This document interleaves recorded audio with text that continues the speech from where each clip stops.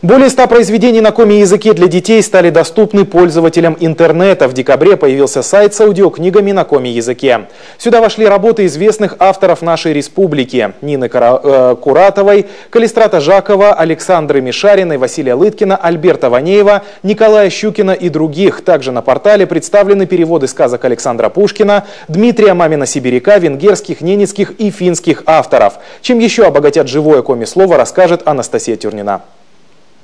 Сайт с аудиокнигами «Ловья Кыв. Живое слово» сегодня доступен всем пользователям всемирной сети. Познакомиться с произведениями коми-авторов может каждый желающий. Впрочем, в первую очередь создатели нового ресурса хотели привлечь подрастающее поколение. Разместили более 100 аудиозаписей с иллюстрациями для детей. Идея создания портала «Ловья Кыв» принадлежит нынешнему руководителю администрации Прилузского района Анатолию Родову. Летом прошлого года на празднике коми-книги в Ударском районе вновь говорили о том, что коми-книг издается не так уж много.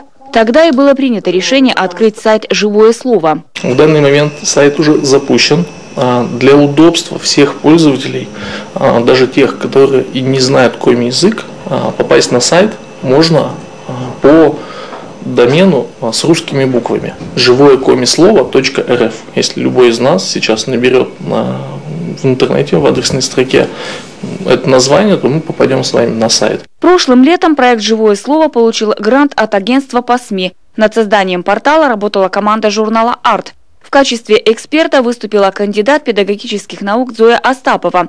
Позже к работе подключились специалисты Коми-народного радио. Там в прошлом году создали 11 аудиокниг. Эта работа ведется и сейчас. Свои стихотворения записывает писатель Олег Улешов.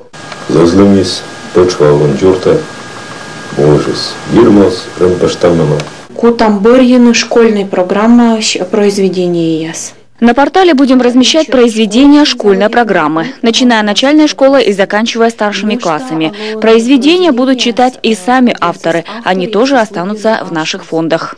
Создатели нового интернет-ресурса надеются, что проект будет полезен всем жителям Коми.